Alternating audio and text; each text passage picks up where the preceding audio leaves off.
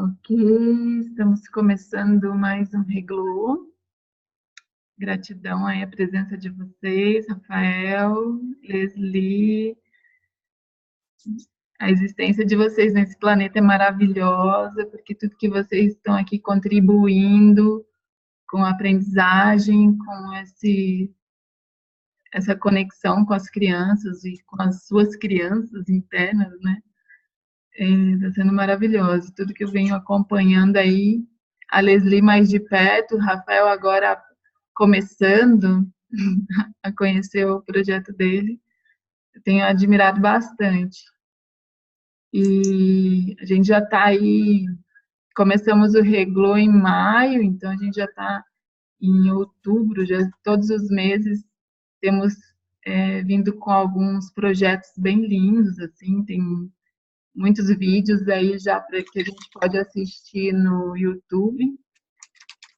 E hoje mais dois projetos maravilhosos para a gente conhecer. Eu sou Thalita, estou aqui da Itália, linkando vários projetos para a gente poder ter acesso a tudo que está acontecendo aí na aprendizagem mundo. Então, gratidão. A gente vai começar hoje com o Rafael, tá? E vamos aí juntos também, se alguém quiser fazer uma pergunta, a gente pode estar interagindo, tá bom? Fique à vontade. Agora é contigo, Rafael. Se você puder contar um pouquinho até de você, o que que você faz aí, para a gente conhecer um pouquinho mais, tá bom? Tá bem. Grata. Boa noite. Obrigado, Thalita, pelo convite. Obrigado, Leslie, também, pela parceria nessa noite. E eu posso começar contando um pouquinho da minha trajetória. Eu comecei como professor, né, na educação, professor de história. E quando eu trabalhava no Pavãozinho, numa escola no Morro do Pavãozinho, no Rio de Janeiro, na escola eu comecei a questionar muito o que fazia, enfim, uma trajetória muito comum a alguns educadores. Comecei a buscar, ok, se eu não estou satisfeito, tem crianças que não entendem, e aquilo ficava muito evidente lá naquela realidade. Como é que eu posso fazer diferente, né? Fui buscar essas referências, conheci muitas referências em comuns que temos agora nesse movimento de transformação, que é o Zé Pacheco, a Ivana, enfim, fui conhecer escolas que faziam diferente, como faziam, e voltei na época, já tenho 6 anos, na época voltei para essa escola, eu estava trabalhar já é uma coisa meio de Portugal, né? Estava trabalhando, e comecei a implementar algo ainda embrionário, como se fosse uma metodologia de projeto, de trabalho por projeto. Dentro ainda da disciplina que eu dava aula, que era história. E aquilo cresceu na época, assim, outros professores alinharam, a diretora, foi um projeto bacana, começamos a redefinir os espaços da escola, as crianças também dando uma resposta muito bacana ao processo de transformação. E daí eu comecei a trabalhar, fui para o Colo da Montanha, que é um projeto em Teresópolis, no Rio de Janeiro, e tem como pilares a educação viva, o trabalho com projeto, e, enfim, comecei também um trabalho de curricular a escola, uma formação que eu fiz com um educador britânico aqui em Portugal, que é o Patrick. Comecei a trabalhar com agrofloresta, florescola, e tem mais ou menos 1 ano e meio que eu vim para Portugal Eu já era membro fundador da Associação de Escolas da Floresta aqui em Portugal, e a convite de uma amiga nossa, fui chamado também a implementar essa metodologia de projeto, né? E também as dinâmicas de educação democrática, né? Como transformar esse ambiente de comunicação e de relação. E hoje em dia para mim já é algo como o trabalho mesmo do núcleo disso, né? Fazer projeto ou não fazer projeto, enfim. A parte de conteúdo para mim já é a parte mais fácil de qualquer criança dar conta. A gente tem que transformar mesmo, acho que é a nossa dinâmica de relação, de comunicação. Isso para mim está cada vez mais evidente. E isso foi muito esclarecedor para mim, essa crise que eu enfrentei.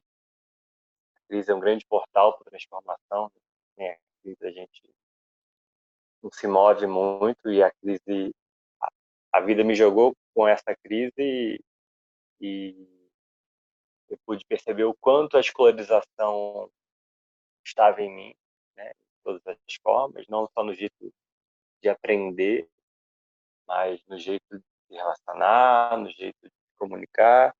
E é um movimento que acontece ao mesmo tempo, né? Eu começo a olhar nas crianças, ok, a escolarização nelas está agindo dessa maneira, e ao mesmo tempo eu vejo em mim. E aí esse trabalho está sendo muito profundo, é um trabalho para a vida inteira, né? Eu só comecei o meu processo de desescolarização, ele vai para a vida inteira. E eu comecei a perceber, assim, nos meus processos e nos processos dos outros que me tocavam também, que realmente tinha algo de natural, né?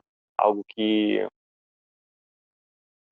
a criança nasce com ela, né? Nós nascemos com essa vontade de aprender. Acho que a aprendizagem é parte mesmo de uma dinâmica de sobrevivência nossa, não é?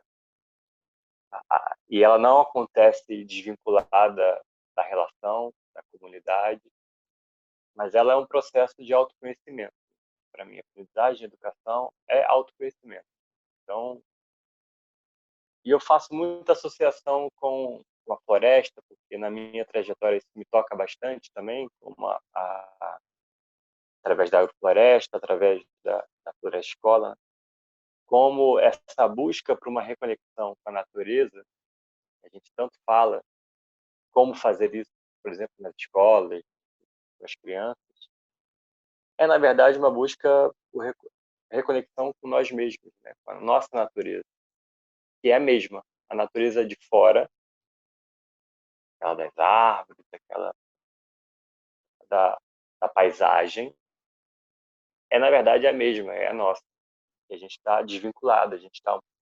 E aí eu penso que é uma reflexão que traz mais uma crise cultural, civilizacional. E se a gente para pensar como o Ocidente se construiu como sociedade, civilização, você vê lá mesmo, né, na essência, na base da, da sociedade, que é aquela história toda do século XVIII, XIX, a ideia de contrato social, né? O que o pessoal falava sobre o surgimento do Estado era realmente era para evitar o estado de natureza, que era o estado do caos. Então, tinha essa necessidade, a civilização, a ideia de civilizar, né, sempre foi uma tentativa de construir uma visão a partir de um divórcio entre cultura e natureza, né? A cultura sempre esteve desvinculada da natureza. E a escola, como espaço de cultura, é um espaço também está desvinculado dessa natureza, que é a nossa natureza, né? É aquele debate todo sobre como não nos vemos como parte da natureza,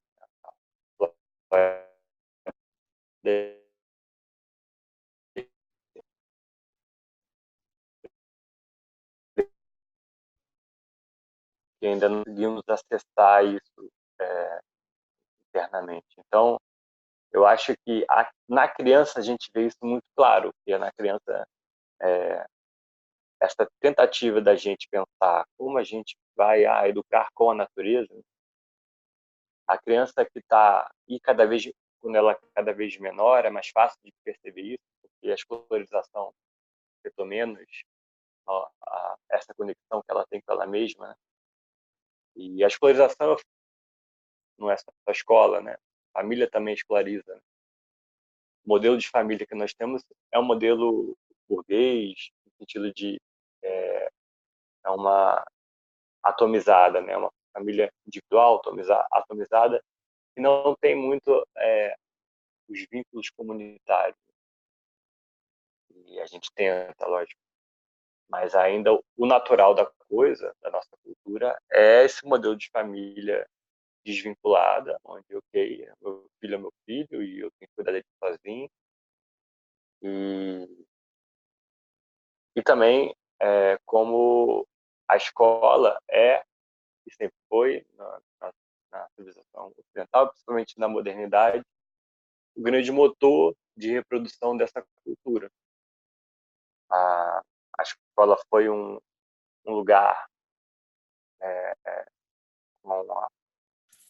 que carregou muito a força da colonização durante a expansão do século XVIII, XVII, e em contato com as populações originárias, enfim, e até hoje, né? Na verdade, a escola ainda faz esse trabalho de colonização a nós mesmos, se coloniza o tempo todo. E ela é muito eficaz, né? Acho que a gente vive hoje, no Brasil e no mundo, o sucesso da escola. Esse é o problema. Na verdade, as pessoas, a gente reflete, acho que de uma maneira enviesada, sabe? Vivemos o sucesso escolar. Esse é o problema. E, enfim, essa reflexão toda, né, que é parte dessa minha crise, que me levou a essas práticas diferentes, de perceber que a escolarização, então, age contra algo que é natural na gente. Então, que processo é esse que é natural, né, na criança de aprender? Ela aprende com sentido, né? Que ela aprende quando ela tem uma necessidade, um desejo, quando ela tem ambientes de segurança afetiva, ela precisa ter afeto, ela precisa ter liberdade, ela precisa ter curiosidade. Então, eu comecei a querer cuidar como educador disso. Então, ok, então eu tenho que cuidar de um ambiente que sejam essas condições todas cuidadas. E aí o desafio de como cuidar disso. Lógico que acho que não tem regra, né? Não tem receita de bolo. Acho que cada lugar tem um caminho e as pessoas que estão envolvidas. E é um trabalho mesmo de autotransformação. Eu trabalhei muito também com professores, com formação de professores que estavam interessados, né, em buscar um método diferente de transformar, de fazer diferente, que estavam em crise também. E eu percebi muito que a maior dificuldade mesmo é essa, né? É a transformação interna, né? É enfrentar essa angústia da perda do controle, porque a nossa sociedade é fundamentada em um dos pilares fundamentais dessa cultura é o controle, a ordem, o controle. Então, como é que a gente educa, ou como é que a gente cuida do processo de autodesenvolvimento de uma criança sem o controle? Ou então, como é que criamos uma ordem que não seja uma ordem hierárquica a partir do não reconhecimento da criança como um ser capaz? Também é uma das premissas da nossa cultura. A criança é um ser incapaz. E, aí eu comecei, enfim, a buscar essas referências e a mudar a minha forma de estar com as crianças, de cuidar desse processo. E até até de me redefinir como educador. Então, ok, então a minha presença tem que ser outra. Eu preciso também estar em processo de autodesenvolvimento para cuidar do processo de uma criança. Eu preciso também estar em processo de autoconhecimento, né? Então, eu preciso estar trabalhando todas essas coisas dentro de mim. Então, a minha presença já precisa ser diferente. Ser professor, do professor, do educador fiscal, que está ali para cuidar, fiscalizar se as crianças estão cumprindo acordos ou não. Então, como é que eu posso cuidar disso? E aí vem toda uma redefinição mesmo da comunicação e da forma como a gente se relaciona. Uma coisa que me ajudou muito, me ajuda a STNV, né, comunicação não violenta.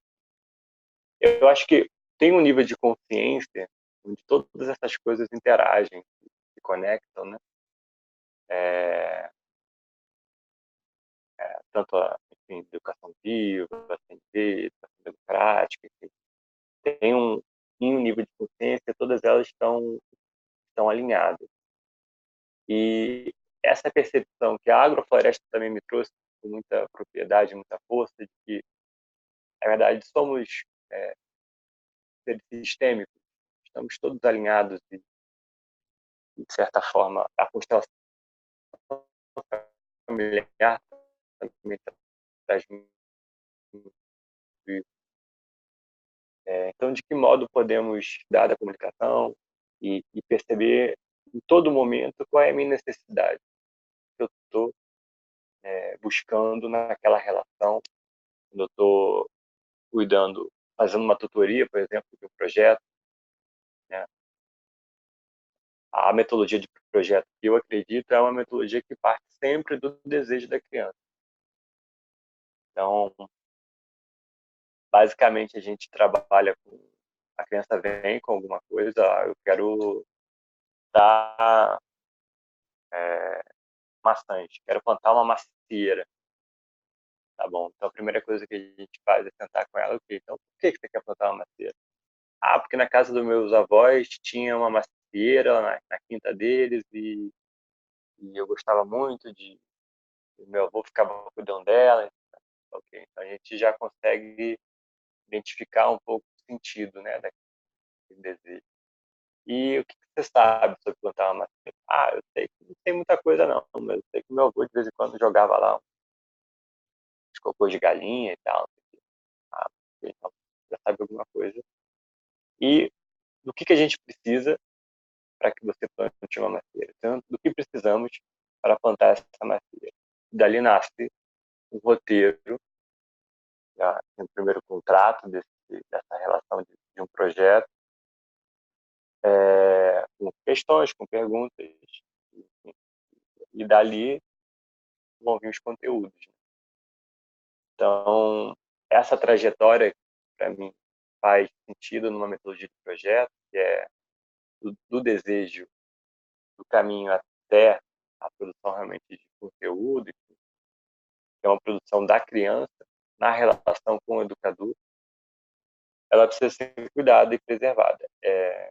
E isso não é menor, nem menos, nem mais importante do que cuidar, construir de ambientes democráticos. E, para mim, educação democrática, ela necessariamente precisa falar de compartilhar poder. Às vezes, a gente fala muito de educação democrática, né? E a dificuldade de abdicar do controle, de certa forma, por criar uma relação onde a gente realmente compartilha o poder.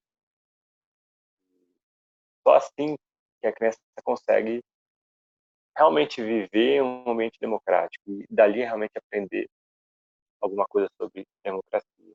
Então,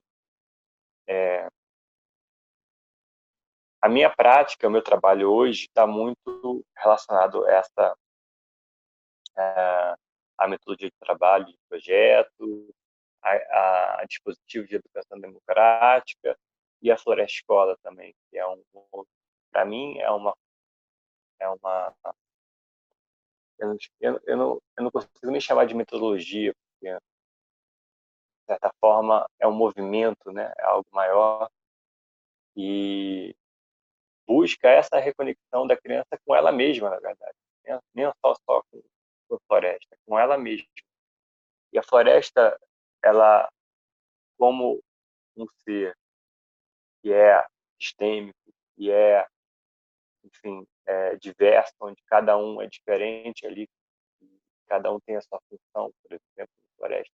Ela é, por si só, um ambiente onde ela vai acolher aquela criança de uma maneira muito mais potente, né? E, e para mim, reconexão com a natureza, ela só pode ser feita através da vivência, né? Construção de memórias afetivas, de memórias sensoriais, através de uma aula sobre floresta, que é boa, não estou dizendo que é ruim, mas ela é muito pouca coisa potência para reconstruir essa conexão. Então, o meu trabalho tem centrado muito nesse movimento de tentar proteger esse movimento de autoconhecimento da criança, né? E dependendo de cada contexto, de cada história da criança, trabalhar com esses processos de reconexão da natureza, da própria natureza. Então, acho que basicamente é isso que eu tenho feito, resumidamente, em relação à minha prática de educação. Lógico que quando eu falo minha, não é só minha, né? É das pessoas todas que estão trabalhando comigo e que eu conheço no caminho, que eu visito, que eu troco ideia. Acho que tem um movimento muito bacana hoje em dia dessa transformação, seja no Brasil ou em Portugal, e as pessoas estão se conectando, então tá bem bacana. Mas é isso, acho que, resumidamente.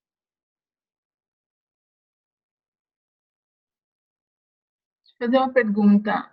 Aí em Portugal, você está. Peraí, deixa eu ver minha internet que eu tinha pensado. Aí em Portugal, você está acompanhando, você está dentro de alguns projetos. Onde que é o projeto? Então, eu estou nesse momento na Academia da Alegria, aqui em Mafra, no Raízes, que é em Palmela, na margem sul de Lisboa. E estou também agora começando, fiz uma formação lá, tem uma formação para a comunidade Sete Pétalas, que é lá no norte de Portugal, que é uma comunidade muito bacana que está nascendo um projeto ligado à escola pública, né? Estou agora me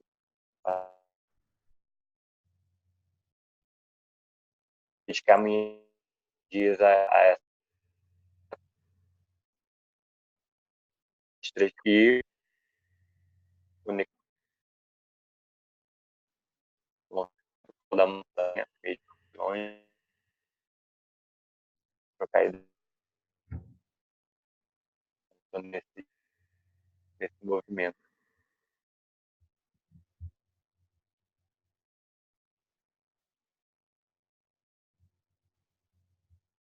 Meu telefone está muito. O,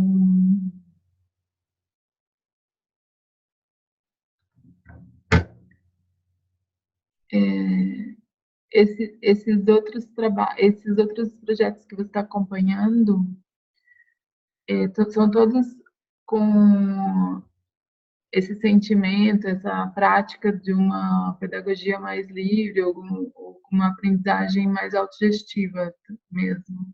Ou ainda estão nessa fase de câmbio? Como que tá? Thalita, pode repetir que eu não consegui ouvir nada.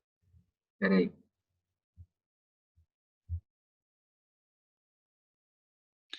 Esses projetos que você está acompanhando, eles estão mais nessa pegada também de autogestiva, ou eles estão começando? Como é que está o câmbio aí? Como é que está essa transformação?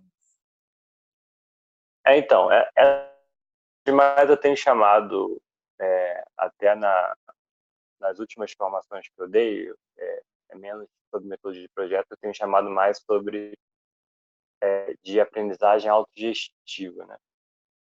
Que eu tenho cada vez mais enfrentado a necessidade de transcender um pouco a ideia do projeto. Projeto, e aí eu pensei muito numa dinâmica muito do que eu quero realizar e isso vira uma atividade, do que eu quero fazer, quer dizer, desculpa, do que eu quero fazer, vira uma, gera uma atividade, do que eu quero saber, isso gera uma pesquisa, do que eu quero realizar, isso vira um projeto. Esses três caminhos e eu estive falando sobre a aprendizagem autogestiva junto com um dispositivo de escola democrática. Nesses lugares que eu estou aqui em Portugal, acho que cada um tem uma identidade diferente, própria, e um caminho também diferente, né? Eu acho que é, alguns projetos aqui em Portugal ainda estão enfrentando a dificuldade de, ok, eu quero fazer algo diferente, eu quero partir para uma transformação da prática, mas eu ainda estou enfrentando um processo de programação ainda das relações e da comunicação.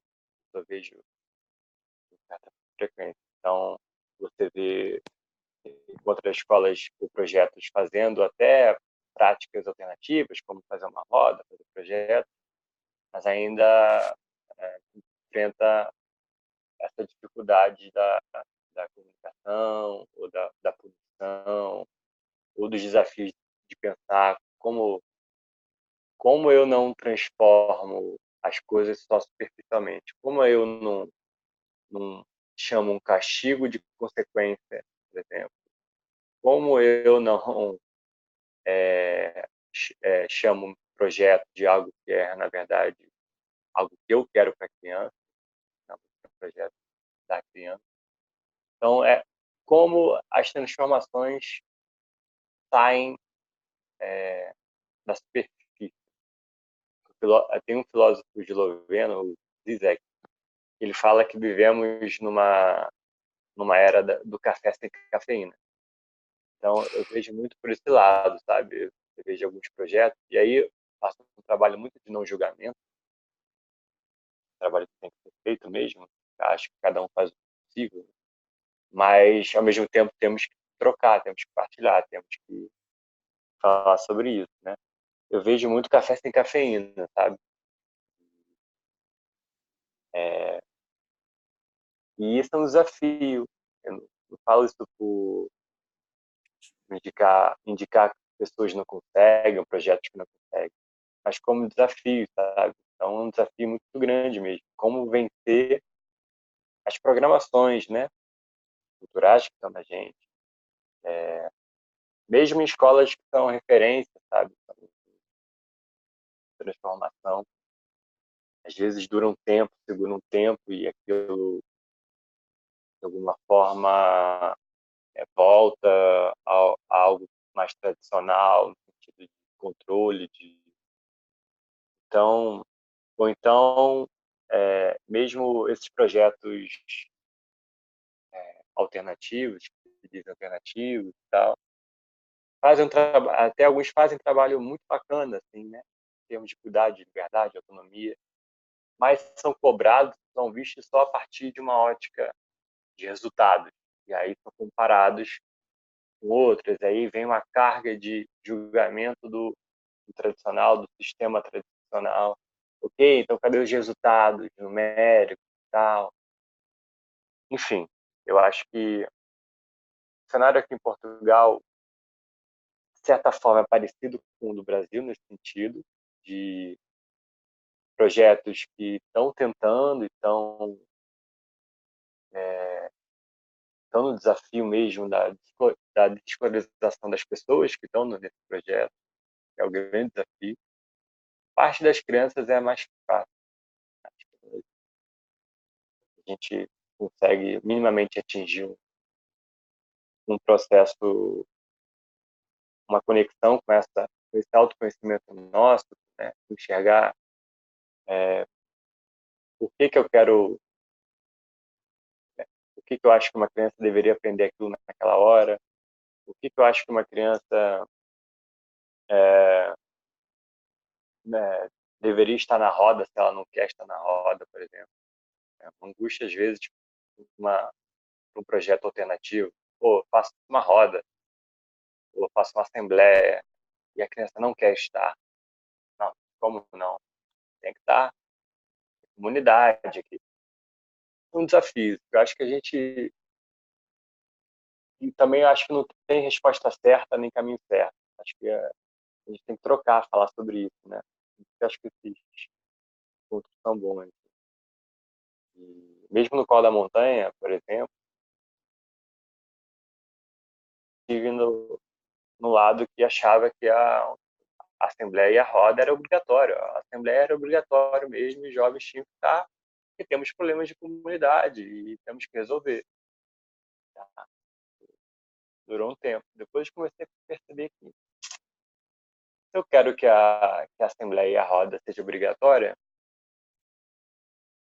é porque ela não está dando no sentido que tem que ter. Se ela tiver o sentido que ela tem, a força que ela tem que ter, ela por si só vai atrair as pessoas. Talvez a criança que não queira estar, talvez ainda não esteja conectada com aquilo. Não é na obrigatoriedade de eu achar que ela tem que estar, que ela vai ganhar essa conexão. Só que é difícil, porque a partir do momento que eu assumo isso, ok, não precisa estar. Nossa, aí já vem aquelas neuras, nossa, então os outros também não vão querer. Então, e agora? Como é que a gente vai fazer? Já as posições, né? Então, ninguém vai querer decidir em comunidade. E aí, como é que eu faço? É isso que eu acredito. Aí começa. Então, são problemas, são coisas, né, estavam na minha cabeça. E aí a gente começou, por exemplo, a fazer assembleias sem ser obrigatória. E tiveram dias, as primeiras, lógico, todo mundo foi testar, né? Vamos testar se isso é isso mesmo. Então, metade não foi. Vamos testar para ver se é não obrigatório mesmo. Depois não, depois foi um movimento muito vivo e muito com sentido, sabe? Às vezes que os jovens sentiam que precisavam estar, iam. Às vezes nós, educadores, achávamos que alguns jovens naquela semana precisavam estar, porque alguma coisa aconteceu, nós chamávamos, eles vinham. Às vezes um assunto muito importante lotava, todo mundo aparecia. E, então, é um movimento, né? Então, isso é só um exemplo dos desafios que eu acho que a gente enfrenta, né? Ainda está muito na nossa programação. E de que não tem resposta certa.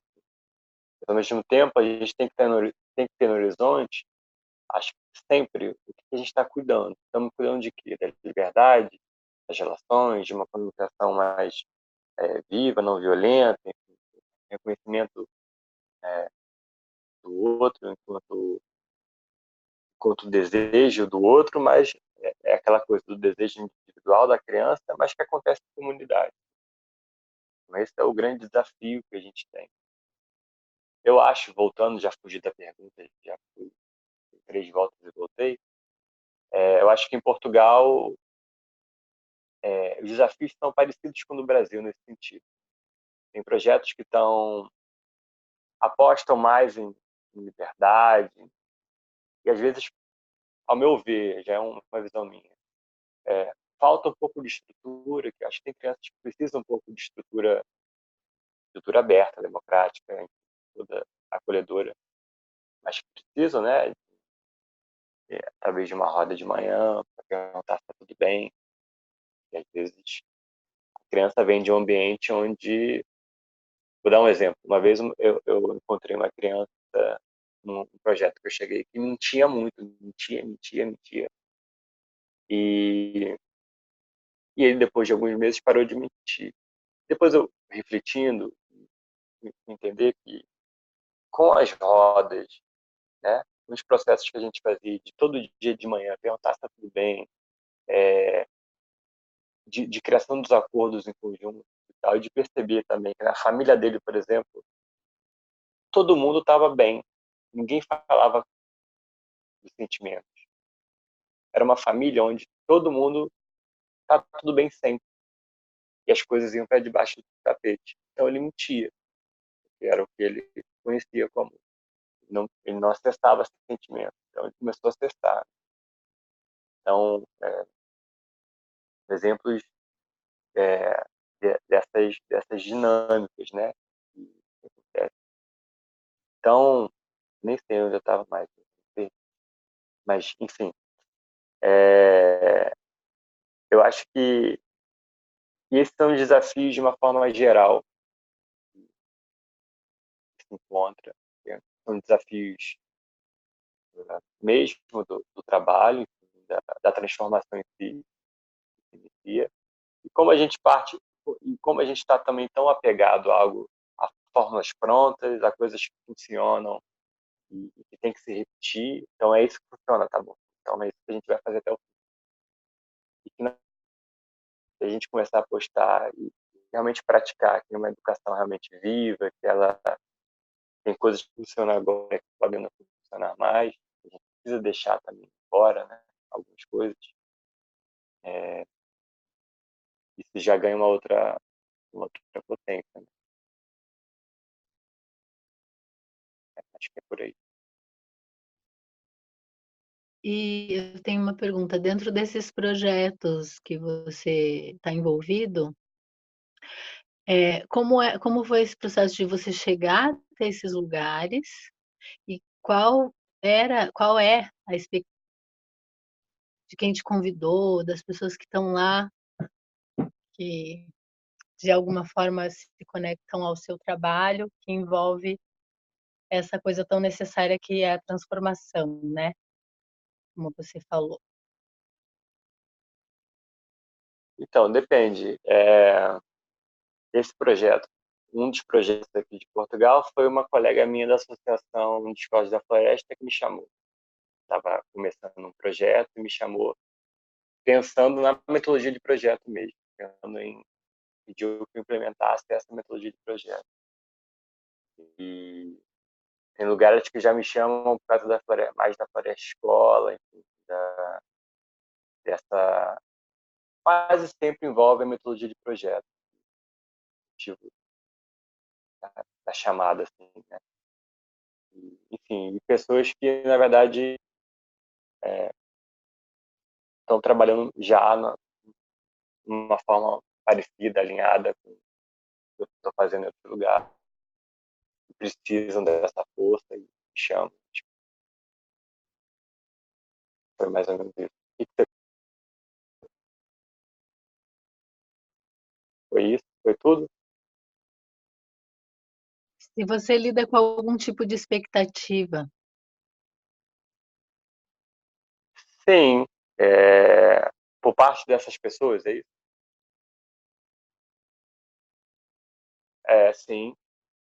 Acho que esse é o desafio de qualquer relação, né? A expectativa do outro. E as nossas em relação ao outro também. Mas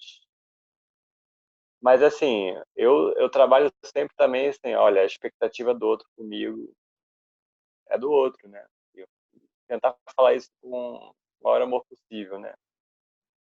Não me pertence, a expectativa está lá. É lógico que na prática, no dia a dia, isso causa alguns distúrbios de comunicação. Muito no que eu falei já aqui, daquela coisa do ok, vamos fazer projetos, mas aí, como assim, os acordos, eles participam, vamos chamar castigo de consequência só, né? E botar... Outro dia eu vi uma cadeirinha pequenininha, em cima escrito cadeira da reflexão. Aí enfim, é algo que só maquiou, né? É um castigo, é uma punição das antigas, das velhas, daquelas bem... Né? Precisa até humilhar um pouquinho para aprender, mas você dá uma pintada de coisas novas, de reflexão e tal. Então, essas coisas, tem coisas que eu realmente dou o meu limite como... E isso não dá. Então, às vezes dá uns atritos assim de comunicação e de crença. Se você está num ambiente comunitário realmente, isso não tem problema. Isso vai ter troca, vai ter comunicação. Às vezes não, às vezes você está num ambiente onde tem um dono ou uma dona e você, ok, então, segue o teu caminho, eu sigo o meu, eu vou procurar um outro lugar para fazer. Tá? Acho que esse é um desafio também. Chamar a comunidade de aprendizagem. Tem cheio de nomes assim, né? Comunidade de aprendizagem. Mas realmente praticamos isso? É o desafio. Como fazemos realmente para viver em uma comunidade de aprendizagem? É um desafio. Envolve redefinir tudo. Comunicação, troca. E lidar com a expectativa do outro. Ela não é minha. Cada um se responsabiliza pelas suas expectativas.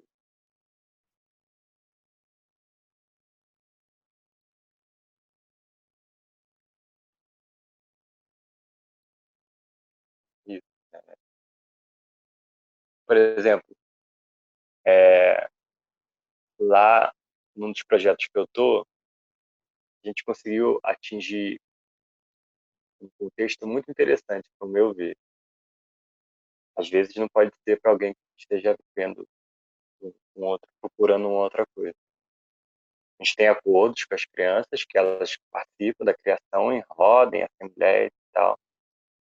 E o meu grande objetivo é que eles conseguissem não não serem não conseguirem não... Ai, me enrolei agora. Desculpa que já são da tarde aqui, eu tô já batendo pino. Mas o meu objetivo não era que eles não fossem que eles fossem capazes de cumprir todos os acordos. Meu objetivo, na verdade, sempre foi que eles fossem capazes de refletir quando descumpriram um acordo, por que eu descumpri um acordo e de pedir ajuda.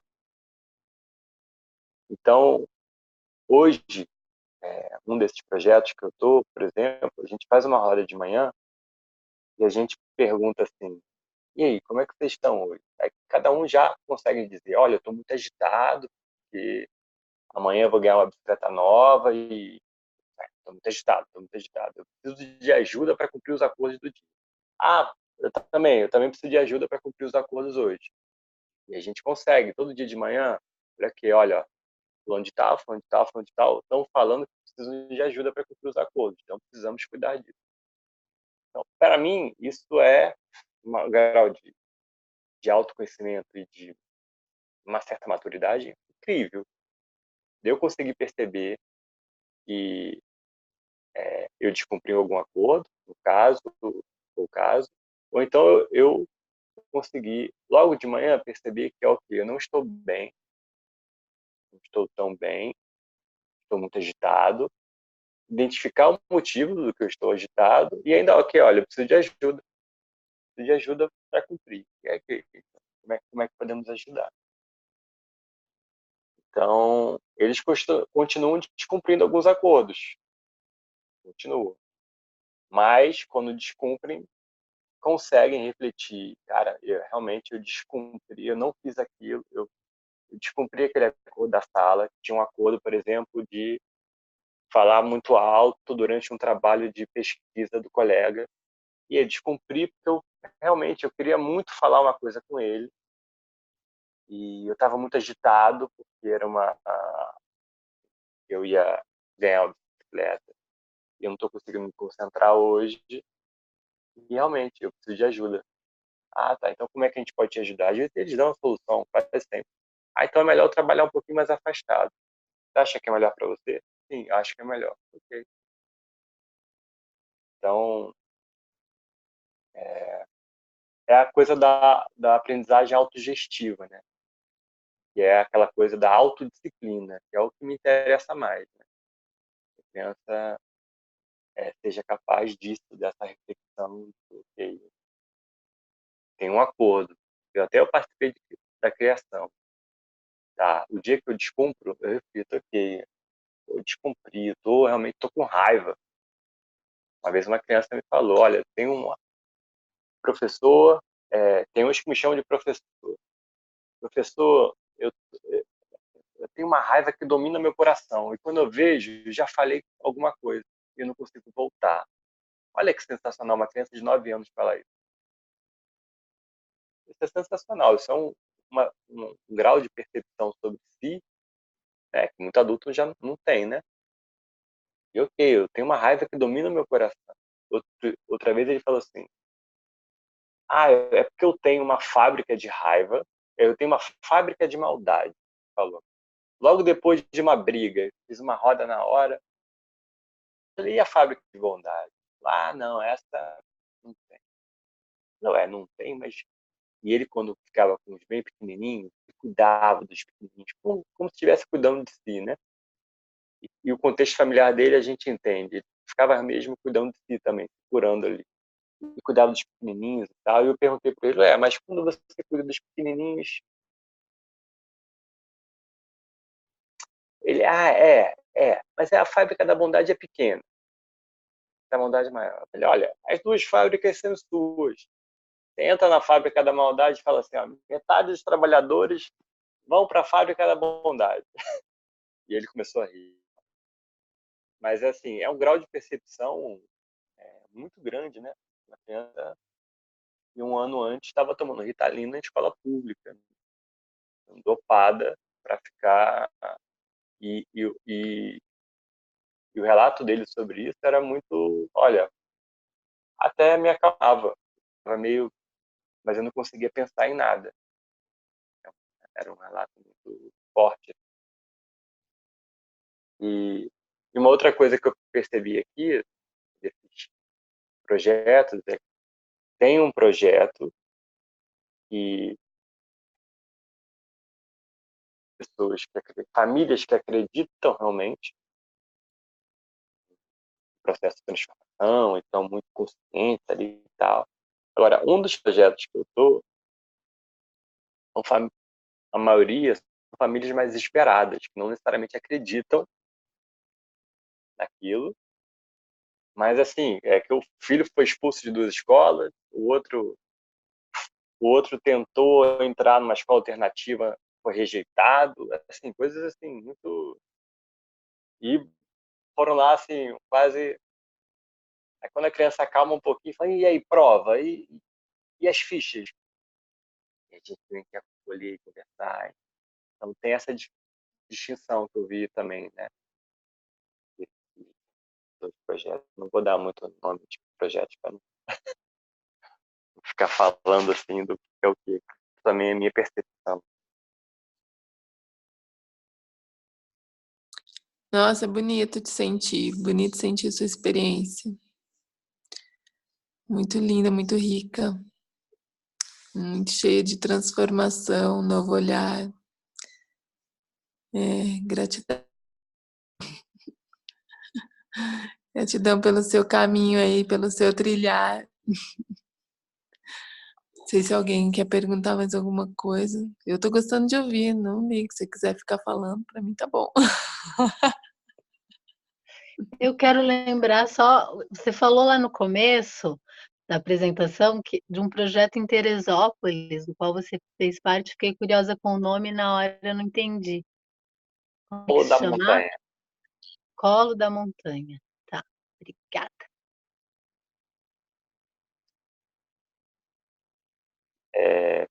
Também, Thalita, agradeço muito, assim, se alguém tiver mais alguma pergunta. Eu tinha falado com a Thalita aqui são 11 horas, em Portugal eu precisaria sair esse horário, e a Leslie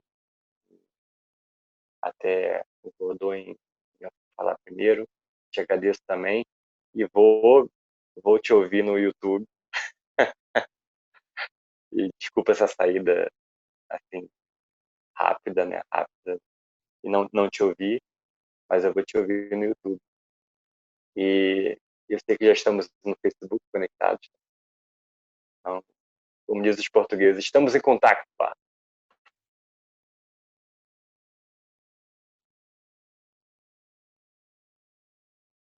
Legal te ouvir, Rafael. Gostei também de saber da tua história, da tua experiência. Depois a gente troca figurinha, com certeza. Não tem problema nenhum, não. Então, obrigado a todos e a todas. Depois a gente te acompanha também nos seus projetos. Tá, depois eu quero te ouvir lá no YouTube. Tá bom. Tchau, tchau, gente. Obrigado. Boa noite. Boa noite. Tchau, tchau. Boa noite. Obrigado, Thalita. Um beijo.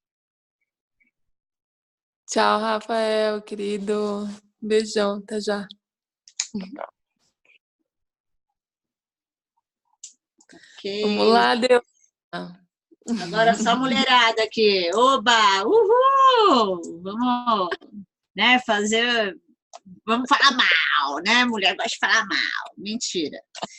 Não, teve uma hora que deu vontade de interromper ele, mas não é legal interromper também. Com relação à pergunta da Fabi, cara, a gente não pode esquecer que é tudo comercial, né? Assim, escolas, projetos, muita gente está visando lucro também. E aí o que acontece? Acontece que é aquilo que ele falou, tem que ter resultado. Tem que ter resultado, cara, senão o cliente não vai continuar colocando grana ali, né? Então, tem esse fator também. É muito louco, porque, assim, se você vai num local para deixar seu filho, seja escola, seja contraturno, seja projeto, seja lá o que for, você está colocando ele lá por 2 motivos. Um, porque você quer que ele aprenda alguma coisa, é sempre assim, né? E o outro porque você quer, de certa forma, distraí-lo / ter um tempo livre, né? Eu acho que isso poderia ser assim o geral, né? 2 motivos para você estar colocando ali na instituição ou naquele grupo, ou seja lá o que for. Mas, querendo ou não, tem grana envolvida, e aí a pessoa que está bancando, ela quer ver resultado. Por mais cabeça aberta que ela seja, ela quer que a criança volte de outro jeito, que ela não volte da mesma forma que ela entrou, né? Quer sempre que acrescente alguma coisa. Então, de certa forma, é comércio, cara. Então, assim, sempre vai ter cobrança, sempre vai ter expectativa, sempre vai ter essas coisas envolvidas, porque é difícil, acho que as pessoas conseguirem dissociar um pouco, né, liberdade com conhecimento, né? Elas sempre querem que esteja o conhecimento ali sendo adquirido de uma forma ou de outra. Aí eu falo pra caramba, posso começar? Só tem nós aqui, só tem a família aqui, vamos lá. Eu acho que teve um tempo atrás que eu até entrei numa live aqui da Thalita.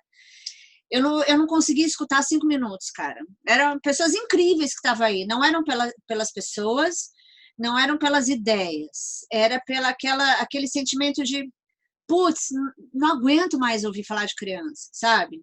Não aguento mais ouvir as pessoas se entregando, querendo resolver problemas, querendo resolver o mundo das crianças, sendo que o mundo delas não tá resolvido, né? O nosso mundo de adulto não está resolvido. Então, eu acho que toda vez que a gente fala de criança, de certa forma, a gente fala porque vê pessoas, né, interessadas em educação, interessadas em desenvolvimento infantil, interessados em até maternagem, de certa forma, estão querendo resolver um problema, né?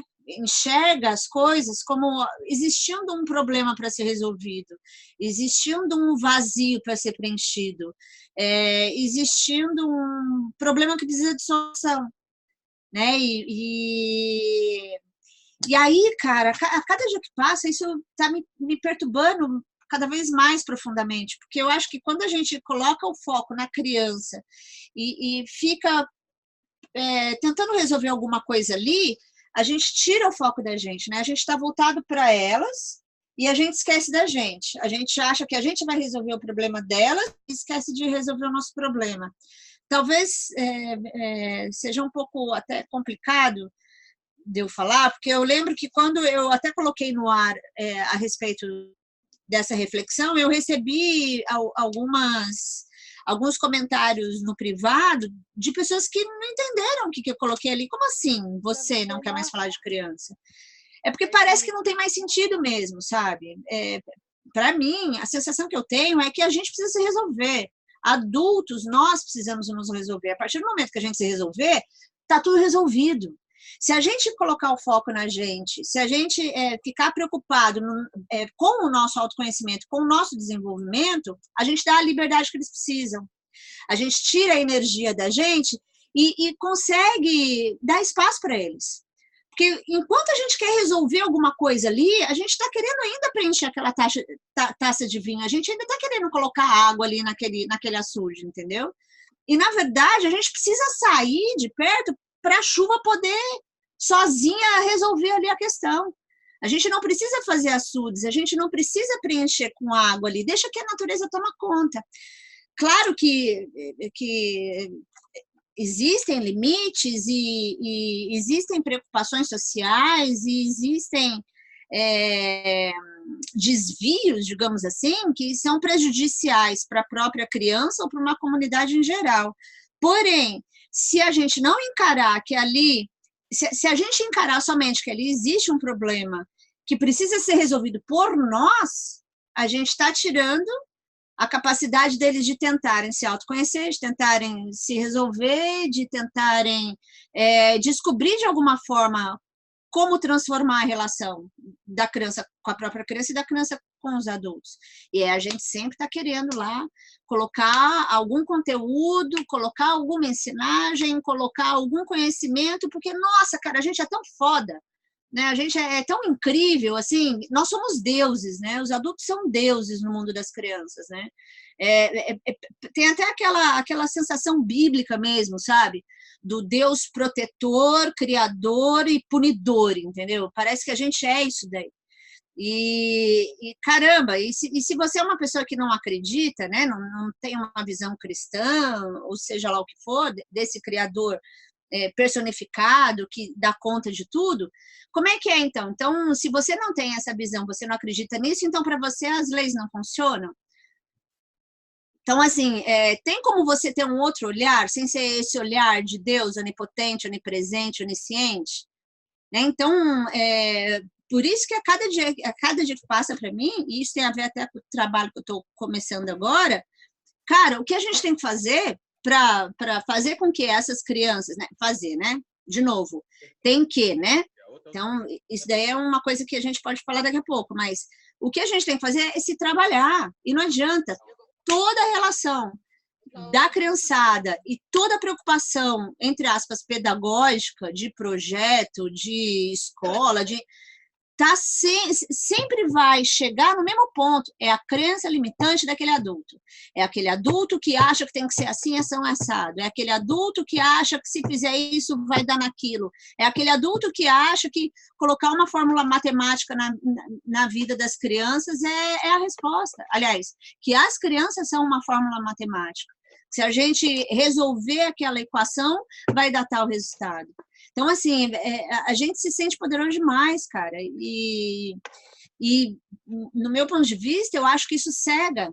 Isso cega profundamente a gente quando a gente se acha esse Deus, né? Quando a gente acha que a gente tem todo esse poder em cima das crianças, que a gente tem que pensar a infância, que a gente tem que pensar a relação que eles vão ter com a natureza, que a gente tem que pensar a relação que eles vão ter com conhecimento, que a gente que tem que pensar a relação que eles vão ter com outros seres humanos. sabe? Então, sempre estar focado aqui, em nós, né? Nós somos os poderosos. Pô, e se a gente então não existir, como é que fica? Eles não vão se resolver, eles não vão se conhecer, eles não vão errar e tentar, e errar e acertar? Parece que não, parece que não. Então, assim, a gente aqui que veio, de certa forma, da área da educação, ou não veio, mas se preocupa com isso, é muito difícil, cara. Na verdade, você pegar uma pessoa que tem esse foco da preocupação com o mundo infantil e com a educação infantil, virar e falar, cara, sai de cena, sai de cena. Eles não precisam de você. De mim também, né? Tô falando, né? Me coloco aí no barco. Eles não precisam da gente. Porra, não precisa para regular? Não precisa, cara. Porra, não precisa para você explicar as regras da sociedade? Se eles te verem, já é o suficiente, né? Você não precisa nem verbalizar. É só eles verem a atuação na vida que eles vão ter a melhor referência possível. Eles não precisam de teoria. Eles precisam ver você em prática na vida, né?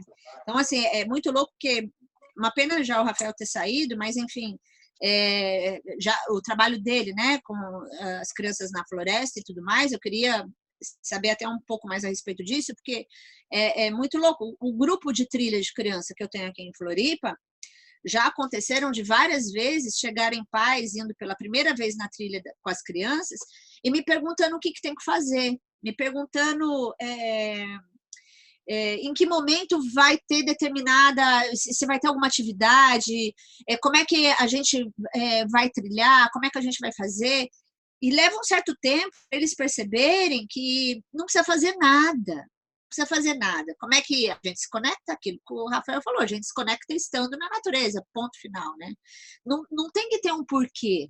Não tem que ter um porquê de levar a criança para uma trilha. Não tem que ter um porquê de levar a criança para pescar, para, sei lá, brincar na duna. Não tem que ter conhecimento ali envolvido. Não tem que ter uma aula. Né? Não tem que ter uma aula de biologia, não tem que ter uma aula de história, não tem que ter uma aula de nada. Por que a gente tem essa mania de querer achar que tem que enfiar conteúdo nessa criançada? Porque é uma crença limitante nossa. Então, onde está o problema? Está neles? Não, está na gente. A gente aprende a viver? Muito. A gente está super evoluído? Tá. Devido a conhecimentos? Também, devido a conhecimentos, mas também devido a sabedorias, que está completamente fora da aquisição de áreas, de saberes, nesse sentido. Então, assim, eu acho que o ser humano está muito prepotente, sabe? A gente, eu não sei se, não saberia dizer se o ser humano sempre foi prepotente ou se vai continuar sendo sempre, mas agora é incrível, cara, como a gente acha que a gente tem solução para tudo, como a gente acha que a gente tem resposta para todos os comportamentos infantis, sabe? Então, as receitas mágicas aí para comportamento infantil, meu filho está fazendo tal coisa, eu quero eliminar esse comportamento, o que eu faço? Deixa eu ir lá no Google e ver o que o especialista está falando. Porra, ele tem uma solução mágica, eu vou aplicar. Né? Então, assim, e às vezes dá resultado, ele fica super feliz, às vezes não dá resultado, e ele tenta outra coisa, mas é sempre essa ideia do né, tentar acertar o que se considera errado. Né? Então, assim, é sempre a gente que tem a percepção da realidade e é sempre a gente que tem a percepção de achar a solução. Né? Parece que com eles não, que com eles é impossível. Né? Enfim, mas... Eu até escrevi aqui na hora que ele estava falando que eu acho que a gente precisa se resolver, sabe? Nós, adultos, precisamos nos resolver para poder parar de encher o saco da criançada. E eu acho que é quando isso acontece que eles têm um boom de desenvolvimento. E isso é óbvio, né? Quem está aqui sabe a respeito disso, mas é bom falar porque outras pessoas vão ouvir. Isso não significa abandono emocional. Isso não significa deixar a criança a Deus dará. Isso não significa não suprir as crianças de necessidades básicas que elas ainda não são capazes de correr atrás sozinhas. Então, não é deixar uma criança passar fome, não é deixar uma criança, sei lá, sair no braço, esmurrando a outra criança e um tirando o sangue do outro. Não é nada disso que eu estou falando. Mas é aquela questão de, o adulto precisa sair de cena, precisa parar de falar da criança, precisa parar de se achar onipotente, onipresente, um baita Deus, entendeu? A gente não tem a resposta de tudo, as coisas vão acontecendo.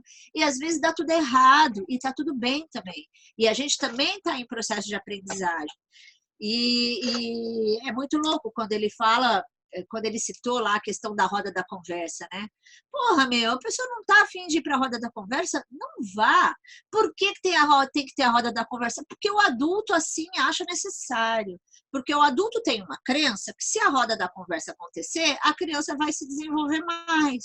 Então, assim, é a crença assim, que o adulto traz que vai dar o ritmo de toda a relação. Então, quem que precisa ser trabalhado? Somos nós, cara. Mas eu acho que a gente está no caminho, sabe? Apesar de eu achar que a gente está numa fase de prepotência extrema, por conta até mesmo de mídias sociais e tudo mais, eu acho que a gente também está no caminho, sabe? Eu acho que daqui a algumas gerações, umas 4 gerações, esse planeta vai estar outro. Porque a criançada também está escutando muito todo esse palavreado, todos esses diálogos, toda essa preocupação, porque é óbvio, a gente não tem que ver só, pelo menos eu, né, não vejo tudo sempre de negativo.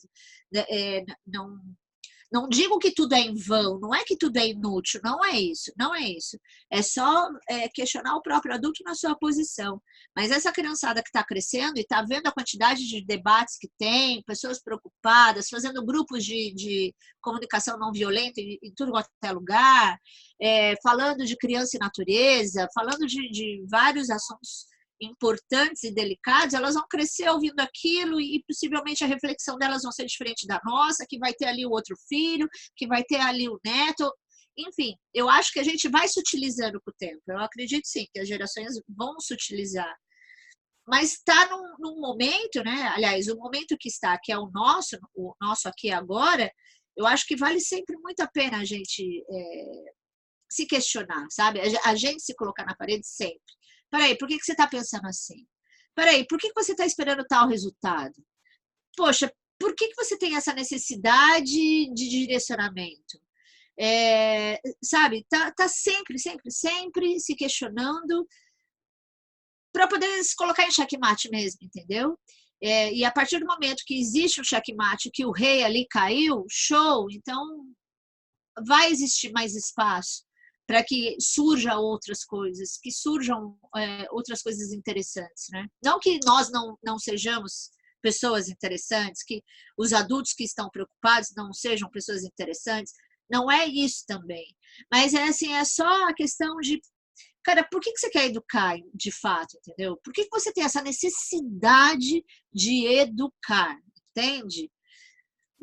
E olha, sou mãe de 2, cara. Então, assim, é óbvio que tem as expectativas, os desejos de que eles sejam felizes, que eles cresçam saudáveis, que eles possam fazer, que eles se conheçam, principalmente que eles se conheçam e tudo mais. É claro que tem esses desejos e essas expectativas. Porém, por que eu quero sempre estar ali tentando educar, tentando resolver, tentando ensinar? Da onde vem essa necessidade, né? Porque você quer deixar sua marca na humanidade? Enfim, e aí dá para se tirar esse fio desse novelo de lã, porque para mim vai ser uma resposta, para a Thalita vai ser outra, para a Fabi vai ser outra, para a Jamile vai ser outra. Para cada pessoa a resposta vai ser diferente. Então, eu acho que a questão da livre aprendizagem, da aprendizagem autodirigida e tudo mais, ela só acontece de fato quando o adulto sai de cena. Se o adulto não sair de cena, não vai acontecer. E o adulto, qual é o local dele? Onde é o espaço dele, na minha opinião? É o espaço de onde a criança precisa que ele esteja, né? Da onde a criança vem e te pede determinada coisa, te manifesta determinada coisa, te solicita determinada coisa. Aí o adulto aparece, sabe? O adulto tem que estar lá no background, tem que estar lá atrás das cortinas. A gente tem que estar atrás das cortinas, a gente tem que se colocar no papel mais humilde, sabe? Que é uma pessoa importante, sabe a pessoa que dá o ponto no teatro? O cara tá escondido, ele tá lá escondido, ninguém percebe que ele existe. Na hora que o cara que tá no palco esquece a fala, ele olha para o ponto e o ponto diz a fala dele. Então, eu acho que a gente deveria ser mais esse ponto, sabe? Não querer ser o diretor da peça, muito menos ser o ator principal da peça, porque o ator principal e o diretor tem que ser a própria criança. No máximo, a gente tem que ser o ponto, sabe? A gente tem que ficar lá atrás, no máximo. É difícil? É difícil pra caramba. É impossível? Não, não é impossível. Se a gente se trabalhar, a gente consegue ser o ponto das nossas crianças, a gente consegue ser o ponto dos nossos filhos, sabe? E isso não significa diminuir amor, isso não significa diminuir atenção, isso não significa diminuir preocupação. Óbvio, as preocupações vão existir. Se meu filho ficar doente, se ele sair na rua e acontecer alguma coisa, preocupações vão ter, cara. Seres humanos, acabou. Ninguém vai se tornar iluminado porque se tornou o ponto de uma criança. Você só vai ser o ponto, entende? Você não vai passar disso. Você vai estar ali quando ela precisar de você. E se ela não precisar, cara, você vai ver a peça dela ali em primeira mão, né? Isso é muito legal, porque o palco, ele enxerga tudo de pertinho. Ele vê aquele espetáculo maravilhoso. Em silêncio, cara, em silêncio. Só quando ele é solicitado ali, ele aparece. Eu acho que a gente deveria ser assim, sabe? Sair desse papel de diretor e ir para o papel de ponto. Sair desse papel de Deus que precisa manifestar, que precisa manter e que precisa reverter, né? Vamos falar aqui da Trindade, mantém e o que transforma. A gente não tem que transformar, sabe? Então, a gente tem que sair de tudo isso. Aonde a gente estaria? A gente estaria no vácuo. A gente seria o vácuo total. Né? O vácuo que é super criativo também, é super potência pura, mas é uma potência pura que está se desenvolvendo também. Então, eu acho que eu não tenho, ultimamente, eu não tenho muita paciência de falar sobre crianças e o que eu estou focando muito é justamente no adulto, sabe? Caso, né, que já estou fora da instituição há muito tempo, falar direto com a mãe, é questionar a mãe. Peraí, cara, vamos lá, a gente precisa se dar a mão. Nesse ponto, sim, entende? Nós, adultos, precisamos dar as mãos um para o outro, a gente precisa estar conectado, a gente precisa estar trocando constantemente, a gente precisa estar refletindo junto, mas para poder quebrar as nossas crenças, para poder ir atrás da nossa transformação, porque quando isso acontecer, vai estar tudo resolvido? Não, não vai estar tudo resolvido. Esse planeta não é um planeta de resolução, não é um planeta de perfeição, não é um planeta do paraíso do Éden, não é, nunca será. Nunca será. Mas, pelo menos, a partir do momento que a gente corre atrás da nossa transformação, a gente consegue deixar com que a criança seja autêntica, que ela seja quem ela nasceu para ser. Sabe? Então, essa frase, deixa a criança ser quem ela nasceu para ser, isso é muito impactante. Sabe? Isso é muito impactante. Isso é para pegar na mão do adulto e falar, cara, sai de cena, vai pro ponto, entende? Porque senão a tua criança nunca vai ser quem ela nasceu para ser. Ela vai nascer quem você quer que ela seja. Isso elimina completamente a livre aprendizagem, elimina completamente a educação autodirigida, e todas as outras nomenclaturas que cada pessoa, cada grupo, cada instituição gosta de dar. Então, assim, só vai acontecer de fato esse amadurecimento de alma, proporcionar esse amadurecimento de alma quando o adulto sai de cena. Senão, não tem como, cara. Senão a gente vai continuar ali achando que a gente é muito fodão, sabe? Que a gente é poderoso e que eles têm que seguir o que a gente fala. Porra, Leslie, e aí, um bebezinho, uma criancinha que não tem noção das coisas. Cara, é óbvio que você vai estar ali. De novo, você vai ser o ponto. Na hora que ela precisar, você vai estar lá. Entende? Se ela não precisar, tá tudo bem. Então, assim, é claro que o bebê precisa ser trocado, precisa de alimentação. É claro que a criança, um pouquinho maiorzinha, já que está andando, precisa que pegue a mão nela quando está na rua. É óbvio, essas coisas são óbvias, mas não é disso que eu estou falando. né? Não é da coisa óbvia do dia a dia ali, das 5 grandes áreas que causa muito medo nas pessoas, causa pavor, é a alimentação, é o sono, é a higiene pessoal, que são preocupações de mães, né, normalmente, e de educadores também, justamente o relacionamento também entre as crianças, entre as pessoas, enfim, são áreas grandes que muitas pessoas vão colocar assim os seus limites, não vão abrir mão de muita coisa, mas não é disso, entende? É de algo mais sutil, assim. Se a gente não sair de cena, a sutileza não vai poder se estabelecer. Então, eu acho que falar de livre aprendizagem, ou seja lá qual nomenclatura for, gente, né, estou colocando basicamente todos os conceitos aí na mesma cesta, é isso, cara. Ou o adulto sai de cena, vai para o ponto, ou sinto muito, não vai existir ali uma chance maior de autoconhecimento. E aí vai crescer mais um adulto que não se conhece, vai crescer mais um adulto que, putz, vai ficar mega frustrado lá na frente porque não se conhece, não correu atrás do que queria, não está no trabalho que deseja, não está no local que gostaria de estar. Mas e aí? Então quer dizer que a livre aprendizagem é a resolução dos problemas do mundo?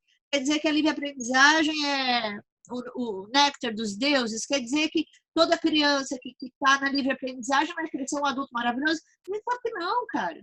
A gente sabe que não, e trabalhar com incerteza é uma delícia. É um ato de humildade trabalhar com incerteza, sabe?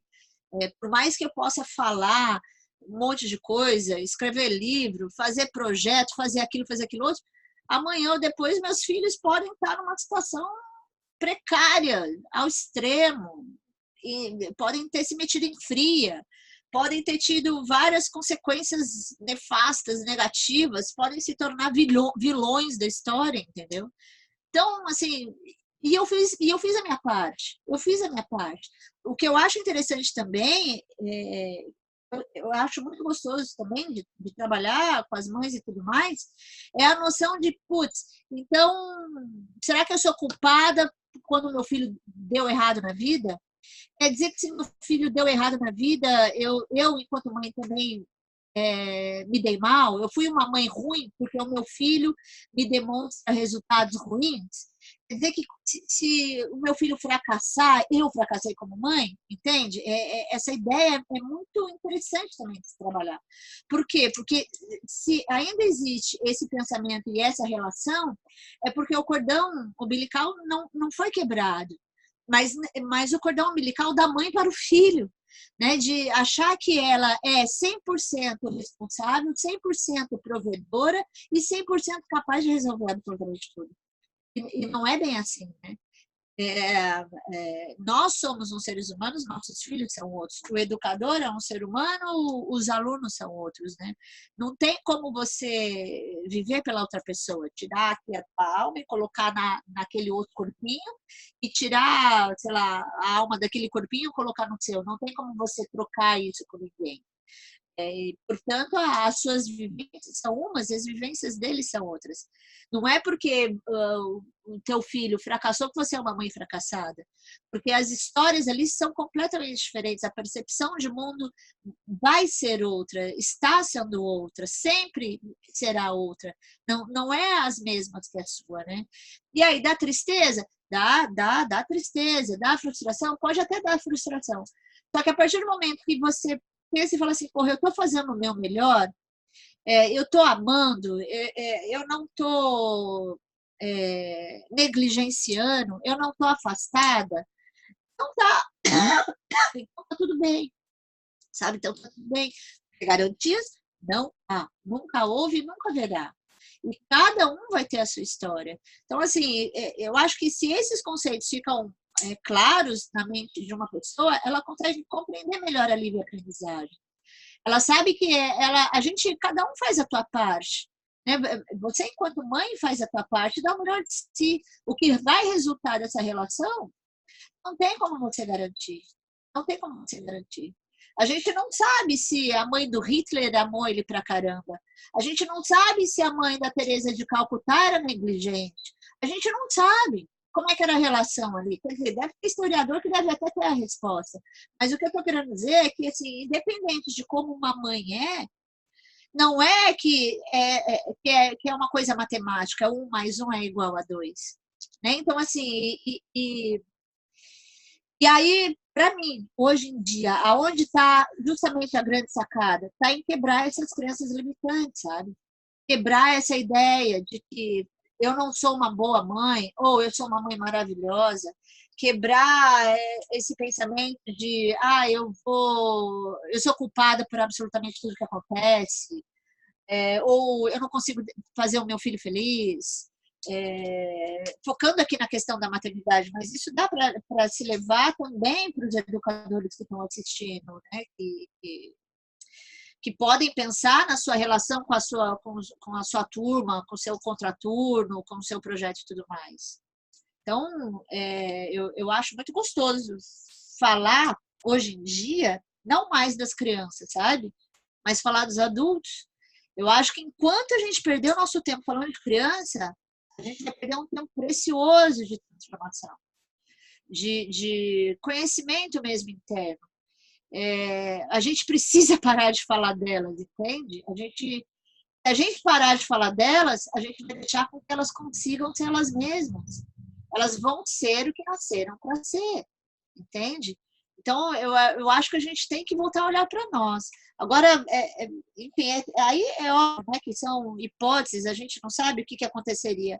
Mas, digamos, num local onde todos os adultos estão se percebendo mais, se trabalhando mais, sim, estando ali com apoio, como ponto daquela criança para quando ela precisar, alimentando ela quando for necessário, suprindo naquilo que ela lhe pede, né? Sendo o ponto mesmo, essa imagem do ponto teatral.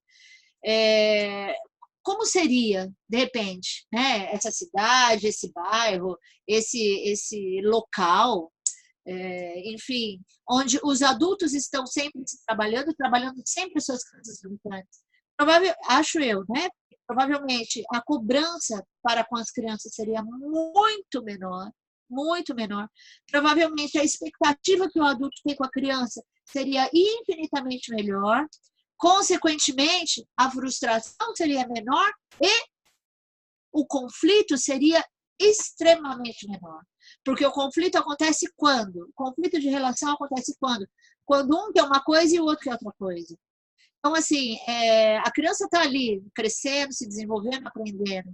Mas o adulto que está numa posição de cheguei primeiro nesse planeta e já tive um tempo para me trabalhar, ele pode, então, parar e pensar, porra, por que eu quero isso? Por que eu quero essa exigência? Por que eu quero essa dominação?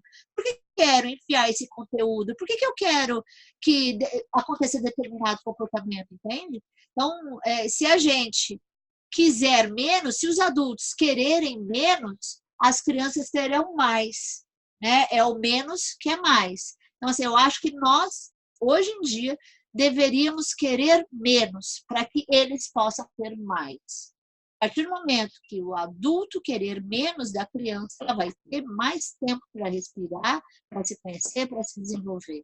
Então, esse está sendo assim o grande tesão do momento para mim, falar com os adultos, falar, põe a mão na cabeça, vê o que está acontecendo com você, vê onde você pode melhorar, vê quais são suas crenças limitantes, se perceba, porque daí você vai conseguir dar esse espaço para essa criança, para esse grupo de alunos, para o seu filho e tudo mais, sabe? Então, eu acho que é mais ou menos por aí. Falei demais? Vou parar um pouco.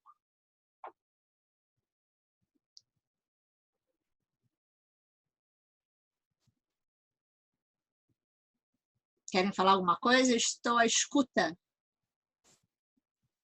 Então, Leslie, nossa, quanta coisa, né? Que vem, né? A fala é um improviso, assim, é um jazz. A gente vai, né? A gente vai improvisando, daí dá até uma, né, o Hermeto faz muita música com as falas das pessoas. Tem uma música que ele usa a fala do Collor, aquela fala do Fernando Collor. Eu super estou bem dentro dessa ideia que você trouxe, Leslie. Eu só queria pontuar, assim, que eu vejo que o Rafael, eu nem conhecia, não sei, caiu para mim de paraquedas hoje. O Rafael, seus projetos. Eu realmente vim sem saber quem era essa, né? Nem me preocupei em pesquisar quem é a pessoa que vai. Daí confio aí na tutoria do Régulo. Mas é que eu percebo que são contextos muito diferentes e que o que ele está tentando fazer tem uma importância gigantesca, porque eu entendi que ele está dentro de projetos que lidam com crianças socialmente desprovidas do cuidado né, do básico ali da vida, que seria minimamente saudável, até em termos psíquicos às vezes, porque aqui perto a gente também, né, em Piraquara tem uma linha de pobreza bem grande e vários locais que atendem crianças assim, em situação, o pai está preso, a mãe tem 5 filhos, um de cada pai, tudo marginal. Tem que rir para não chorar, porque é forte. Então, ele ali, com aquele espírito que ele passou, né, pra gente, durante a fala, assim, me deu até, nasceu uma fagulha de interesse por voltar a trabalhar dentro das instituições, porque eu também estou fora há algum tempo e estou num momento de bastante angústia profissional, assim, e acho que é crise da meia-idade também. Estamos E daí, todas no mesmo barco. Todas com os quarentão aqui, é... não. enfim, né, os momentos da vida, que espero seja longa, né, mas só pontuando isso, né, que eu achei bem bonito, achei que tem muita relação, né, se ele ouvir essa gravação depois, o que ele fala sobre a busca, que o objetivo dele seria a busca pela reconexão da criança com ela mesma. Me vem muito também essa minha ligação com esse símbolo do labirinto, quando a gente gostaria que ele alcançasse escolas que não tem mesmo, mal tem uma graminha, um parquinho, alguma coisa assim, porque eu vejo como o labirinto ele é um vórtice que simbólico, mesmo estando longe da natureza, pode fazer essa reconexão também. E aí me deu vontade de conversar mais com ele sobre isso depois. E aí, daí na sua fala me veio várias coisas, Leslie. Me veio essa questão assim da gente se colocar também dentro desse processo de falar de livre aprendizagem, de uma maneira que permita que talvez exista aprendizagens porque não estão conseguindo ser livres. Não sei se eu vou conseguir elaborar bem, assim, sabe? A aprendizagem ela se dá em liberdade, quando a gente está preso. Se tiver, né? Eu aposto que o Lula está aprendendo um monte de coisa.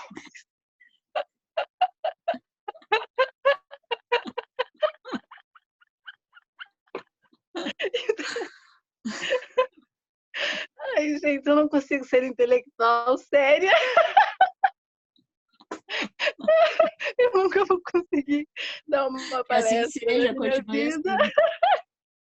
Eu acho tudo muito engraçado ao mesmo tempo. Ai, gente, fica... Sabe por quê? Eu acho que a gente fica nessa. Porque a gente quer companhia. A gente precisa muito de companhia, assim, de interlocução, só isso, né? Enfim, hoje foi muito claro para mim que eu vim porque eu estava querendo sair de casa sem sair de casa, entendeu? Eu falei para a Flora, tchau, Flora, a mamãe vai para a faculdade. Dei um beijinho e vim para cá. Figura. Mas eu vou concluir, peraí. Aí eu fiquei pensando, a livre aprendizagem é uma obrigação. Então, não, né? Não é também, né?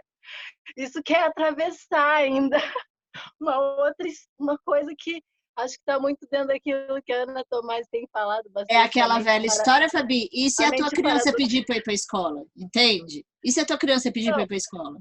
Você entendeu? Então, assim... Não, exatamente. Tá tudo certo, acho. Aí que tá, né? E essa coisa da busca, eu adulta, né? Vendo todas as minhas limitações e reconhecendo que eu tô direcionando e eu tô criando expectativa e é uma bosta, mas eu sou assim. Ficar, né, nesse trabalho assim, porque quando eu menos me dou conta, eu tô assumindo uma ideia escolarizada ali no modo de me relacionar, sei lá. Isso acho que é como você está fazendo ali uma desintoxicação, mas de repente você tem uns flashbacks e tem os condicionamentos e tem todas essas coisas que estão muito impregnadas no modo como a gente foi mesmo. Transformação não acontece da noite pro dia, né? Não. Tá, às vezes você leva uma vida inteira e não transforma, cara, mas você está tentando. Você pode estar tentando. Mas eu vejo, por perspectiva, eu me transformei muito nos últimos anos, acho. Mas tem um poema bonito do Mário Quintana que é tão legal também, eu gosto muito disso, que quando ele já estava bem velhinho, ele falou: nunca envelheci, nunca evoluí, sempre fui eu mesmo. Ai, os poetas. Outro dia eu falei para o Luca, as almas despedaçadas precisam de um tirano, tanto quanto um tirano precisa de almas despedaçadas. Daí ele lembrou de um outro poema do Mário Quintana, que era: os espelhos quebrados têm mais luas. Então também não tem que ser assim. Então eu estou numa fase muito poeta, como vocês podem ver. E aí eu fiquei pensando também sobre aquele tema do eu não aguento mais, ouvir falar de criança e tal. Também entendo super esse ponto, no sentido de que as crianças estão lá e elas estão brincando e a gente não sabe nada delas mesmo. Mas, porém, e se eu nasci para falar de criança? Então aí Seja é mais feliz, um que vira. Aí e de uma coisa, eu acho que faz sentido aí, porque tem pessoas que parece que elas não nasceram nem para ter filho, elas nasceram só para falar de criança, fazer pesquisa, pegar um grupo de estudo, um caso, né? Tem aqueles casos psicológicos, o Freud analisou uma criança tal, e daí tem o livro, e é super, super válido, né? A gente também poder falar de criança, mas talvez num aspecto que não é de uma interferência no processo dela de aprender e em todas essas coisas que estão chegando, né, no campo, tá ampliando esse campo, isso que importa, assim, vamos ampliando essa rede que entende que a transformação no adulto é necessária nas relações e que é ali que está e que seja onde for, tiver relação acontecendo, vai ter que ter, não sei, né? Mas o campo é esse que se amplia, né? A possibilidade de transformar sem destruir, né? Porque tem uma angústia. Mas a transformação é destruição, né, Fabi? A transformação é destruição. Mas você tem está destruindo o velho para trazer o lugar do novo, né? Mas tem uma angústia nisso.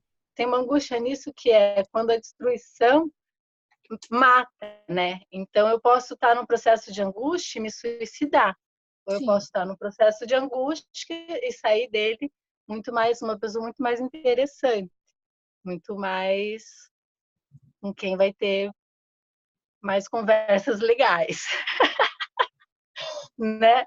E é isso, assim, eu acho que é isso que eu queria pontuar.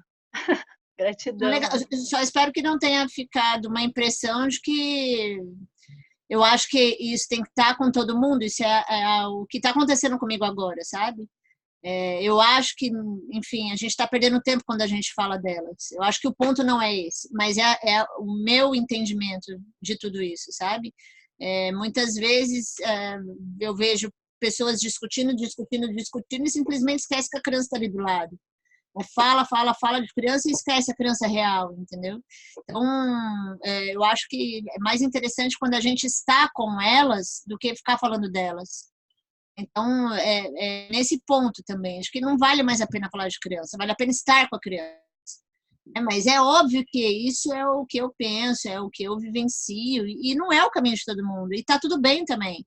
Existem 7 bilhões de seres humanos, cada um no seu caminho, e o máximo que a gente pode desejar é que um respeite ao outro, né? Que um respeite o caminho do outro.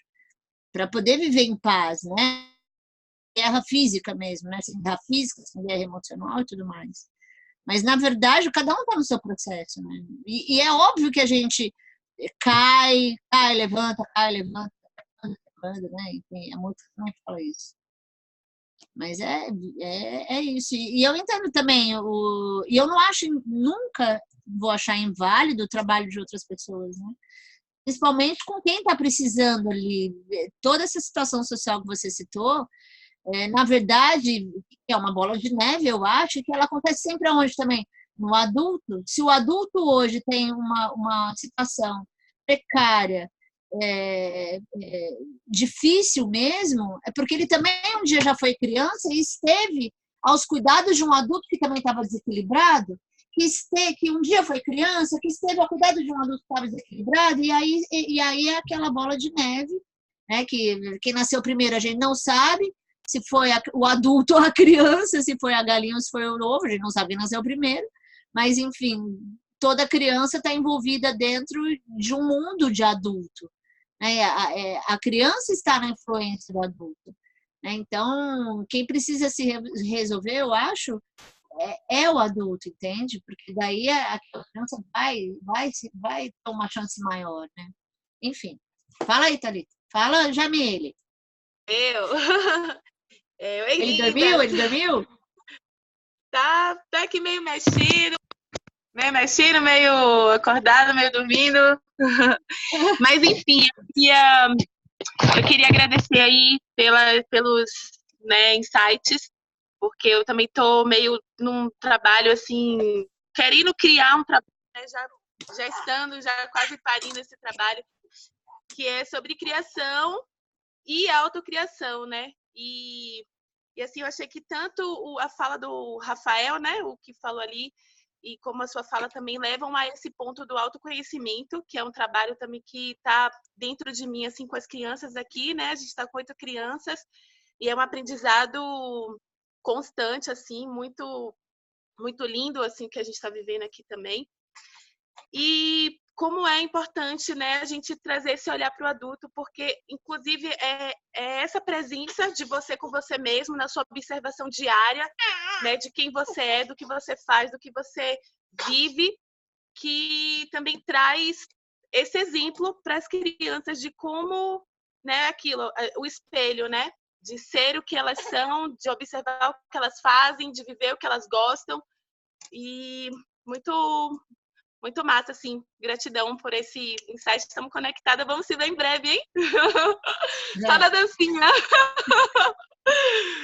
Mas é isso, assim. Só essa fala que eu acho que o autoconhecimento é o caminho. Se a gente se autoconhece, se a gente busca esse entendimento de nós mesmos, a gente facilita que as crianças também estejam nesse fluxo de se saberem mesmo, de se conhecerem, né? Dessa presença interna. Eu tenho uma experiência bem legal que eu estava assim, olhando o Harry e achando ele muito chato, tudo que ele fazia, tudo que ele manifestava. E eu, né, tipo, tentando ver, nossa, por que eu tô vendo tudo isso? Aí eu vi que a chatice era minha, né? Eu tava muito chata com tudo. E quando eu enxerguei isso, falei, não, peraí, essa chatice é minha, né? Deixa eu deixar o bichinho se expressar para eu ver ele, para eu poder me ver também. E quando eu cheguei com ele na presença e tive ali, e aí, vamos manifestar aí o que tem para manifestar. Não falando, mas sendo, né? Aí eu percebi como a presença, como quando a gente é presente em nós mesmos, eles também são presentes neles. E eles deixam de ofertar aquilo que a gente precisa mudar, olhar na gente, né? Ele ali se ofertando para falar, mãe, olha como você é chata, olha como você tá chata nesse momento, vendo tudo chato na sua vida, inclusive eu.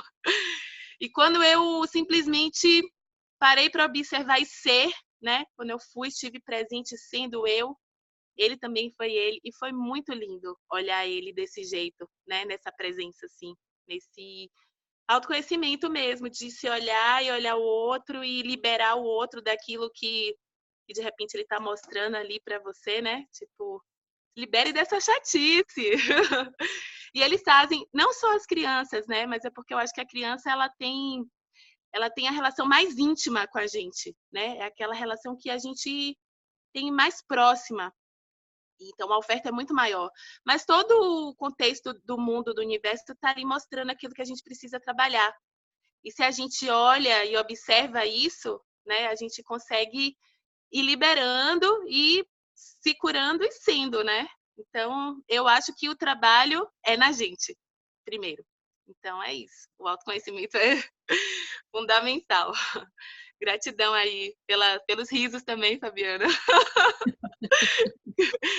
Rir é vida, né? Valeu, gente. Um beijo aí para todo mundo. Rir é o melhor remédio. Sabe que uma vez eu publiquei isso também, que adultos felizes criam crianças felizes, né? E aí alguém me colocou embaixo lá um comentário que não, que as crianças não dependem dos adultos para serem felizes. E também porque agora muito a gente bom. E incrível que também essa pessoa eu fui conversar, né, pessoalmente. Falei, e aí, como que você vê isso e tal? E aí ele me trouxe essas informações de que hoje a gente tem crianças que são especiais, porque elas têm novas informações que a gente não tem, e que elas independem do comportamento dos adultos, porque elas já nascem com uma essência, diria assim, né? Que se protege, de certa forma, dessa informação que o adulto traz, assim, né? Então, para a gente ver, né, como tá o raio de diversidade, né? Essa complexidade que cria vida e vida, vida, vida, vida, vida, vida. E acho incrível também todas essas iniciativas que a gente tem visto, que a gente tem participado, que a gente tem conhecido, porque é nisso que a gente consegue perceber o quanto nós estamos amplos, assim, quanto a gente está realmente tendo a possibilidade de se conectar com novas informações, com novas referências e conseguir levar isso para vários lugares, que é aquilo que a Fabi falou, que o Rafa falou, que às vezes não tem acesso mesmo, né? Eu conheci aqui, tive a oportunidade de conhecer na Alemanha as crianças que hoje são adultos, que foram as crianças da Ritalina, né? Porque aqui começou antes daí do Brasil. E a gente percebeu o quanto essas crianças hoje são dependentes de drogas, de químicas, para o resto da vida. Então, se a gente consegue chegar nesses espaços públicos com um pouquinho mais de respeito a essas crianças, porque isso que a gente está falando aqui hoje de autoaprendizagem, de ambientes entre famílias, que são coisas comuns na nossa vida, né? Eu, você, a Leslie, a Fabi, a Jamile, que a gente está com as crianças em casa, a gente convive, a gente tem essa abertura de olhar para elas, de viver a presença, de se permitir aprender, né, desaprender para aprender com elas. A gente tem essa dinâmica de vida, é uma escolha, é uma mudança de paradigma, é uma vida nova. Você renasce realmente totalmente diferente de qualquer referência que a gente já tenha vivido ou conheça, né? Até porque eu acho que eu arrisco a dizer que é a primeira vez dentro dessa história que a gente tem, talvez, de humanidade, onde a criança seja tão escutada e sentida quanto ela está sendo agora. Porque a criança, por muito tempo, ficou escondida como um joguete de um bibelô ou um nada. Então, eu arrisco a dizer que é a primeira vez que a gente está vendo na história essa atenção para a necessidade biológica, para a necessidade genuína, autêntica, legítima da criança, assim, né? E se a gente consegue abrir um pouquinho mais isso para entrar em outros espaços, né, como a escola ou como esses lugares que não têm acesso mesmo, é também uma oportunidade, né? A gente tem que ir com muita força, com muita vontade, com muita crença mesmo, não crença no sentido de que tem que ser assim, ou mais uma crença limitante que eu estou criando, mas no que eu acredito em mim mesmo, que sou capaz de entrar nesses espaços, porque são realmente espaços mais fechados, onde não tem esse olhar, onde não tem sensibilidade, né? E você veja, né, eu conheci dentro da Alemanha, num lugar que eu achava que, poxa, a educação tem tantas iniciativas lindas, né, Waldorf e tal, mas que usam ainda alguns recursos, porque as crianças não estão dentro de um padrão de comportamento, né. Aqui mesmo, uma vez, eu ouvi alguém falando para os meus filhos, nossa, mas como eles são selváticos, né, que eu, com as crianças mais selvagens, eu falei, nossa, gratidão. Porque as crianças estão sentadas de gravata na mesa que não se mexem, assim, sabe? Não brincam, não... Enfim, quando a gente ainda encontra crianças nas ruas, né? Nos lugares públicos, porque as crianças estão dentro da escola, trancadas o dia inteiro, enfim. Então, é realmente um mundo cheio de possibilidades, um mundo cheio de formas diferentes de se relacionar com as crianças, mas também um mundo que está se abrindo para esse novo olhar de, ok, vamos ver o que as crianças têm para trazer, o que elas têm para dizer, porque o que elas têm para ensinar, né? E então eu tô assim, sou muito grata de estar participando desse momento, onde a gente está trazendo alguma coisa nova, onde a gente está se possibilitando viver uma coisa nova, né? E resultado, não tenho nenhuma pretensão e nenhuma expectativa e nenhuma nada de resultado. O que eu sinto é aquela brincadeira que eu fazia. Não, alguém me perguntava, mas você vai fazer isso? Mas como que vai ser depois? Eu não sei, mas eu sinto que eu tenho que fazer isso e é isso que eu vou fazer, né? Respeito algo que também é genuíno meu, que é autêntico meu e que, enfim. Então é isso, amadas. Gratidão. Valeu, Thalita. Saudade de você, saudade da Fabi, da Jamile. Você tá aí com o zóio verde de sono. A gente se encontra fora do corpo hoje. Sim. Bom conversar com vocês aqui. Eu tô me sentindo assim naquela roda, sabe? Que a gente faz em volta da fogueira, toma um chazinho, fica ali. Para, que hoje tava bom para isso, né? Eu fiz fogueira hoje de manhã com as crianças lá no quintal, para as panelinhas de barro, assim, sabe? Mas aquela fogueirona, né? Mesmo com vinhão, né? Boa companhia. Para que eu tô querendo. Delícia. Delícia. Diga, E amor. aí, Thalita, e como é que tá o resto? Dá para parar de gravar e agora a gente Tá, espera, falar de trivialidades? espera um segundo.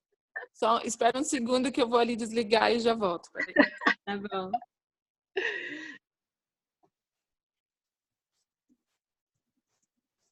Mostra mais o baby, Jamile. Vamos ver. Eu não consegui ver ele ainda.